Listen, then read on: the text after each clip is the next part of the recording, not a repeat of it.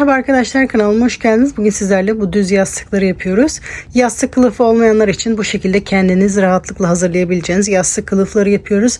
Dilediğiniz zaman çıkarıp yıkayabilirsiniz. Bu videoda ben sade yapılışını göstereceğim. Bunu istediğiniz gibi dekore edebilirsiniz arkadaşlar. Şimdi battaniye yapılışı da daha önce paylaşmıştım. Oradan bakabilirsiniz. Şimdi sizleri daha fazla bekletmeden yapılışına geçebiliriz. Video sonunda yastığın ölçülerini ve ne kadar ip kullandığımı belirttim. Sonuna kadar izlersek bu detayı da görmüş oluruz. Şimdi uzun yastığa da kare yastığa da aynı şekilde ölçü alıyorum. Bu şekilde uzun bir yastık var elimde. Onun enine göre ölçü alacağım. Kareyi de aynı şekilde ölçü alacağım. İkisinin başlangıçları aynı. Sadece ölçüyü hangi yastığa göre yapacaksanız ona göre yapmanız gerekiyor. Şimdi modele zincir çekerek başlıyorum. Taban kısmını zincir çekerek hazırlıyoruz. Bunun sabit bir sayısı yok. Kullanacağımız alana göre ölçüyoruz. Elinizde bir yastık içi yoksa yapmak istediğiniz ölçüyü karar verip ondan bir tık küçük yapmanız gerekiyor. Örnek 35'e 35 santim bir kare yastık yapacaksanız 34 santim genişliğinde bu zinciri başlayabilirsiniz. Elinizde yastık varsa onu ölçerek ölçü alıyoruz.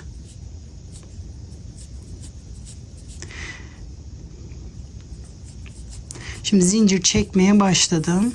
Yastığımı da ölçüyorum. Birazcık daha ekleyeceğim.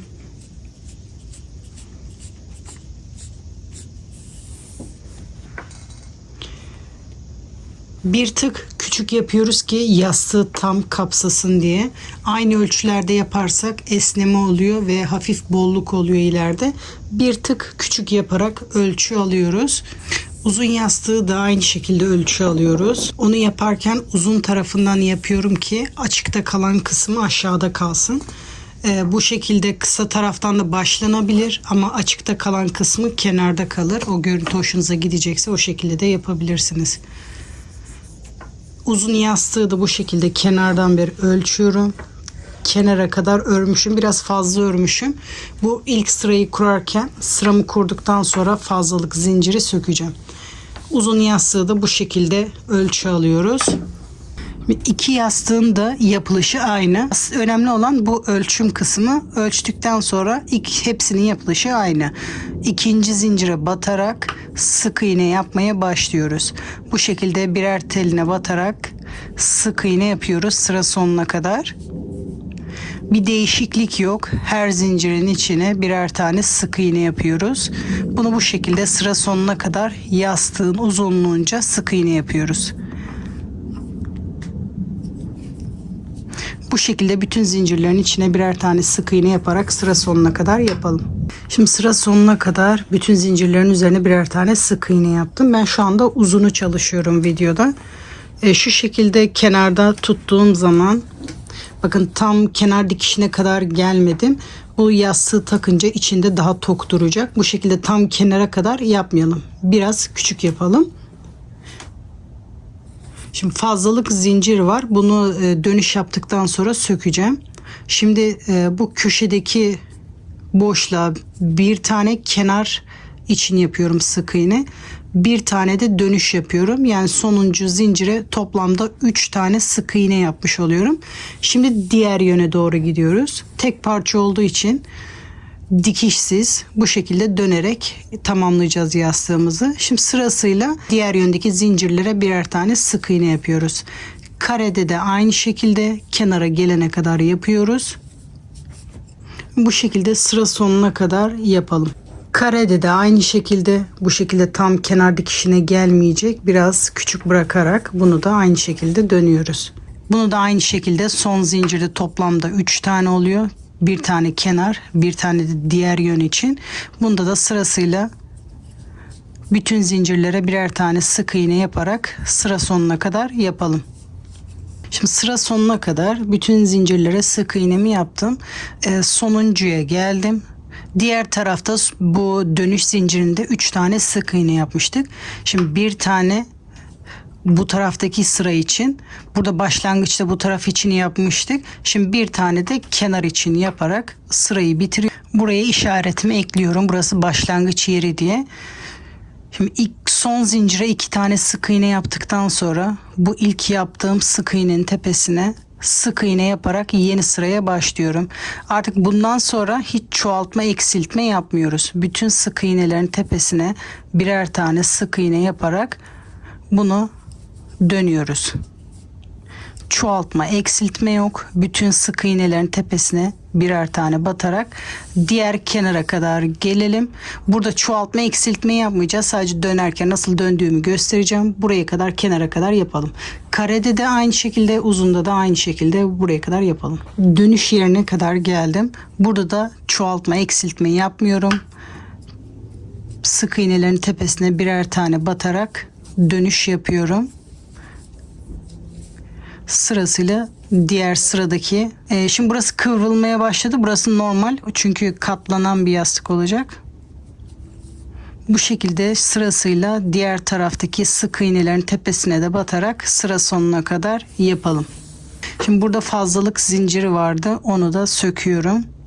Bütün modellerde ben ekstra zincir çekip örneği oluşturduktan sonra bu şekilde ipimi söküyorum.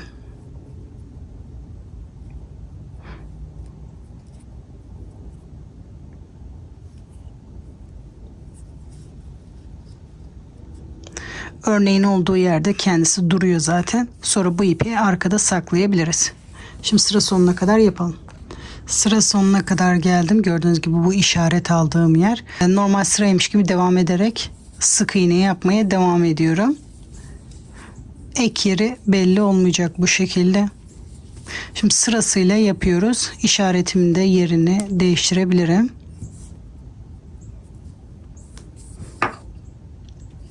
Şimdi sırasıyla bu kenarı da artık göstermeme gerek yok. Buralarda da birer tane yaparak dönüyoruz. Sırasıyla bütün sık iğnelerin tepesine batarak bu başlangıç noktasına kadar sırayı tamamlayalım. Bu sırayı da sıra sonuna kadar geldim. Tekrar normal sıraya devam ediyormuş gibi başlıyorum. Sırasıyla bütün sık iğnelerin tepesine birer tane yapıyoruz. Aynı son sırayı tekrar ediyoruz. Örnek tek sıradan oluşuyor. Bu şekilde aynı sırayı tekrar ederek bunu dönerek yapıyoruz arkadaşlar. Sepetlerde yapıldığı gibi. Bu şekilde dönerek sıramızı tamamlayalım. Bu sırayı da sıra sonuna kadar yapalım. Sıra sonuna kadar geldim. Aynı şekilde sırayı dönerek bunu yapmak istediğimiz uzunluğa kadar yapıyoruz. Gördüğünüz gibi katlayınca yastığımız oluşmaya başladı. Bu uzun yastık, bu da başladığım kare yastık. Bu şekilde bunu dönerek yastığın uzunluğunca yapıyoruz. Şu anda daha az örmüşüz. Böyle yastığın uzunluğunca yapıyoruz. Uzunu da aynı şekilde yapıyorum. Bakın bu da uzun yastık. Bunu da yastığın uzunluğunca örüyorum. Belirli bir sıra sayısı yok arkadaşlar. Yapacağınız yastığa göre ölçüyoruz. Eğer elinizde bir yastık yoksa, video başında örnek verdiğim gibi bunu 35-35 santim bir yastık yapacaksanız enini 34 santim başladığımız gibi boyunu da 34 santim yapabilirsiniz. Bunu yapmak istediğimiz uzunluğa kadar yapalım. Ondan sonra birleştirme kısmı ve arada boşluk bırakacağız yastığı çıkarıp yıkamak için. Bunu yastığın boyuna kadar yapalım. Hem uzunu hem de karesini bu şekilde yapalım. Kare yastığımı ördüm. Ölçüyorum yastığımı.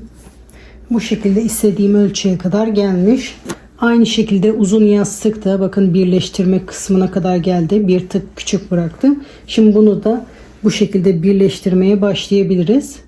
Kenarlardan birleştireceğiz. Ortada yastık geçirmek için mesafe bırakacağız. Şimdi birleştirme aşamasına geçebiliriz. Ölçümüzü aldıktan sonra uzun yastıkta da kare yastıkta da yastık geçirmek için mesafe bırakana kadar bu alt kısmı birleştiriyoruz.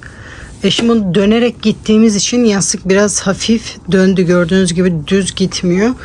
Eğer bunu düz yaparsam bu şekilde böyle potluk oluyor.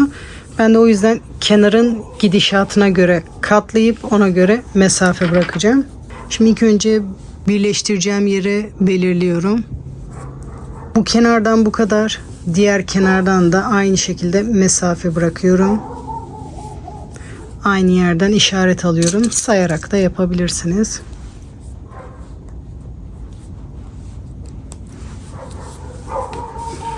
Şimdi bu kadar yastık geçirmek için benim için yeterli. Kare yastıkta da aynı şekilde işaretimizi alıyoruz. Birleştirmeye başlıyoruz. Şimdi burayı birleştiriyoruz, ikisini birlikte. Birleştirirken direkt sık iğne de yapabilirsiniz. Bu şekilde bir tel buradan bir tel karşıdan alarak da iz sürümü yapabilirsiniz. Bu şekilde iz sürümü yaparak işaret aldığım yere kadar birleştiriyorum.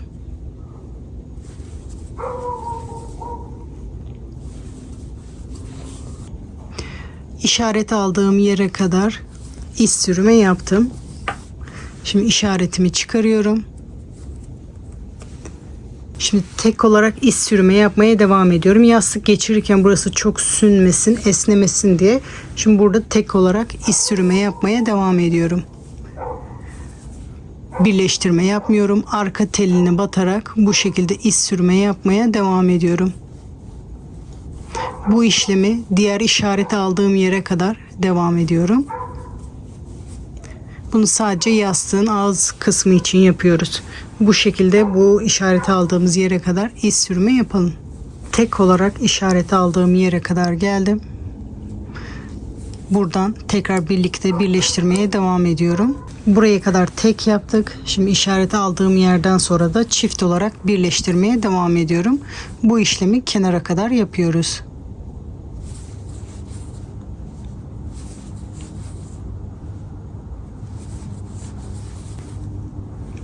Sıra sonuna kadar yapalım.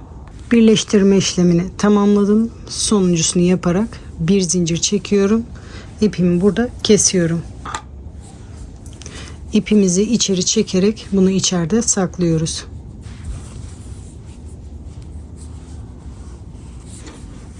Şimdi tek tarafın iz sürmesini yaptık. Diğer tarafta esnememesi için buraya da iz sürme yapıyoruz. İpimi alıyorum. Birleştirme kısmından beri iz sürme yapmaya başlıyorum. Sırasıyla burayı da diğer taraf gibi tek olarak iz sürme yapıyorum.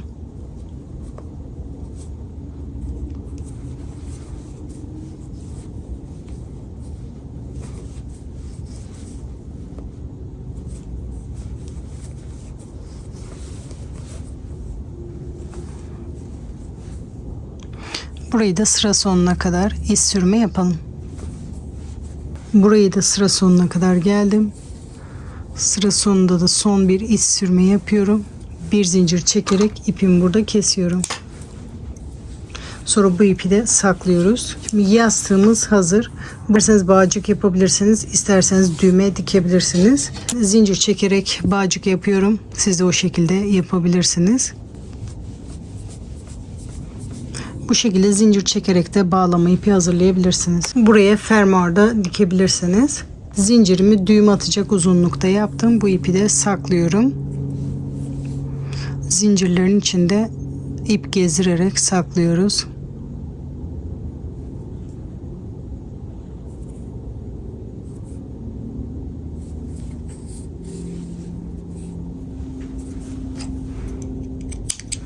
Sonra tam ortadan geçirerek ipimizi bağlıyorum. Yıkama aşamasında kaybolmaması için